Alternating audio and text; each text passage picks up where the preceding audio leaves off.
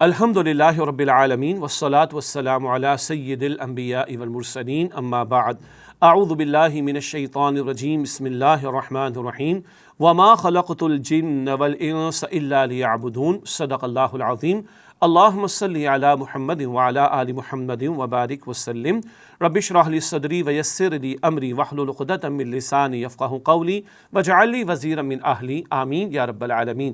ناظرین کرام السلام علیکم ورحمۃ اللہ وبرکاتہ۔ اللہ تعالیٰ نے قرآن حکیم میں جا بجا عبادت کا ذکر فرمایا۔ ہر نماز کی ہر رکعت میں سورۃ الفاتحہ کی ہم تلاوت بھی کرتے ہیں اور ہم بھی دہراتے ہیں ایاک نعبد، اے اللہ ہم تیری ہی عبادت کرتے ہیں۔ اللہ تعالیٰ نے مختلف پیرایوں میں تصور عبادت کو قرآن حکیم میں کلیئر کیا ہے ہماری رہنمائی کے لیے۔ آج ہمارا تصور کیا ہے؟ بھائی جمعے کی 2 رکعت ادا کر لی، عبادت ہو گئی، انا للہ و انا الیہ راجعون، باقی پورا ہفتہ گول استغفر اللہ۔ بعض کہتے ہیں نہیں 5 وقت کی نماز ہم نے ادا کی، ہم نے عبادت پوری کر لی۔ بعض کہتے ہیں نہیں بھائی رمضان کے روزے بھی تو رکھنے، حج رمضان کے روزے رکھ لیے، زکوٰۃ کا وقت آیا دے دی ہم نے، قربانی بھی کر لی، حج بھی ہم نے کر لیا، عبادت پوری ہو گئی۔ ایک مسکنسیپشن ہے، یہ ہے بڑی بڑی عبادات، موڈس آف ورشپ، انگلش میں مزید ہم کہتے ہیں پلرز آف اسلام۔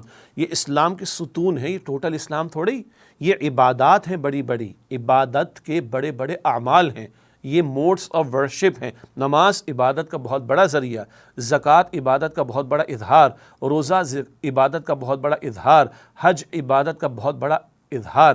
نماز روزانہ 5 وقت کی فرض ہے، 1.5-2 گھنٹہ لگتا ہے۔ رمضان کے مہینے میں رمضان میں روزے رکھ لیتے ہیں ہم، اور زکوٰۃ سال میں 1 مرتبہ ادا کرنی ہے، چند منٹس کی کیلکولیشن اور پیمنٹ میں فوراً کوئی ٹائم بھی نہیں لگتا، اور ہر زندگی میں 1 مرتبہ صاحب استطاعت پر فرض ہے۔ لیکن ہم نے سمجھا کہ بس یہ عبادت مکمل ہو گئی، اور اللہ تعالیٰ تو کچھ اور فرماتا ہے۔ اللہ فرماتا ہے میں نے تو تمہیں پیدا ہی کیا عبادت کے لیے۔ سورہ ذاریات کی آیت نمبر 56 ہے، اللہ تعالیٰ نے ارشاد فرمایا وَمَا خَلَقْتُ الْجِنَّ وَالْإِنسَ إِلَّا لِيَعْبُدُونَ۔ اللہ فرماتے ہیں میں نے تمام جنات اور انسانوں کو صرف اپنی عبادت کے لیے پیدا کیا، صرف عبادت کے لیے پیدا کیا۔ سبحان اللہ۔ زندگی آمد برائے بندگی، زندگی بے بندگی شرمندگی، اور کچھ کرنے ہی نہیں سوائے عبادت کے۔ اب ایک اور بگڑا ہوا تصور ہے، ہاں جی مولوی صاحب ہم مصلی لے کے بیٹھ جائیں، بس تسبیح گھماتے رہیں، ہر وقت تسبیح پڑھتے رہیں۔ کس نے کہا ہے؟ کس نے کہا یہ تو ہمارے دماغ کی اختراع اور انوینشن ہے۔ کسی صاحب علم آدمی نے جو دین کا واقعتاً علم رکھتا ہو، صاحب علم ہو، دین کا علم رکھتا ہو، کبھی یہ بات نہیں کہے گا کہ 24 گھنٹے مصلی لے کے بیٹھے رہو، کبھی نہیں کہے گا۔ لیکن یہ اللہ تعالیٰ نے فرمایا کہ تمہیں پیدا کیا عبادت کے لیے، جس کو سمجھنے کی ضرورت ہے۔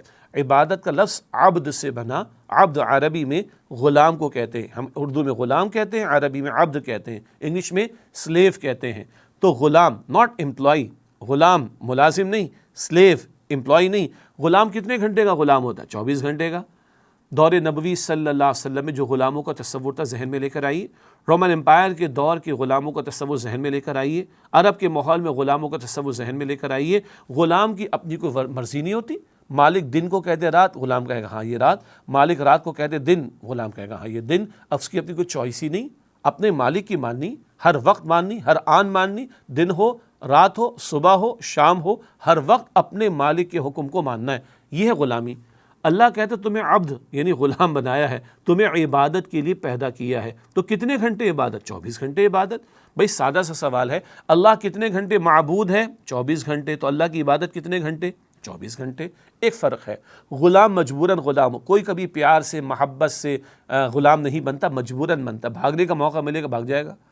اللہ کی غلامی مجبوراً کرنی، قطعاً نہیں، محبت کے جذبے کے ساتھ۔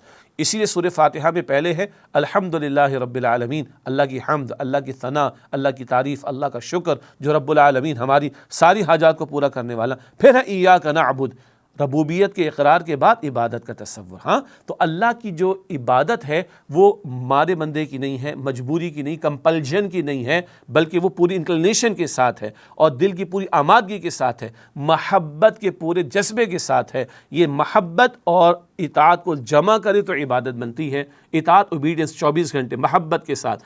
اب اگلا سوال، پھر یہ نماز زکوٰۃ، بھئی یہ موڈس آف ورشپ ہیں، یہ عبادات ہیں، اللہ تعالیٰ نے اس کو بھی واضح کیا۔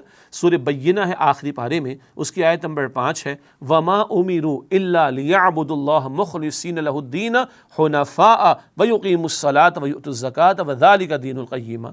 انہیں یہی حکم دیا گیا تھا کہ اپنی بندگی کو، اپنی اطاعت کو اللہ کے لیے خالص کریں اور اس کی عبادت کریں، یہ عبادت کا ذکر آیا، اور یکسو ہو کر اللہ کی عبادت کریں اور نماز قائم کریں اور زکوٰۃ ادا کریں۔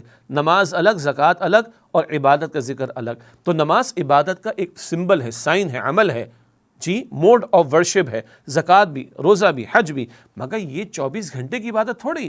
اب 24 گھنٹے میں گھر بھی آئے گا، خوشی غمی بھی آئے گی، نوکری بھی آئے گی، کاروبار بھی آئے گا، 24 گھنٹے میں عدالت بھی آئے گی، پارلیمنٹ بھی آئے گی، حکمراں بھی آئیں گے، کاروباری طبقات بھی آئیں گے، پروفیشنلز بھی آئیں گے، میڈیا بھی آئے گا، میں بھی آؤں گا، آپ بھی آئیں گے۔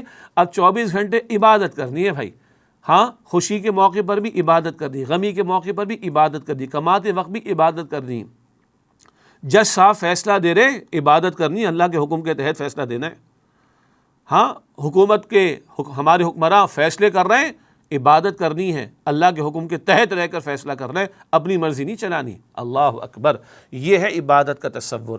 اب اگر اللہ کا دین اسٹیبلش نہ ہو، اللہ کا دین جس کے لیے پاکستان ہم نے حاصل کیا تھا، پاکستان کا مطلب کیا؟ لا الہ الا اللہ۔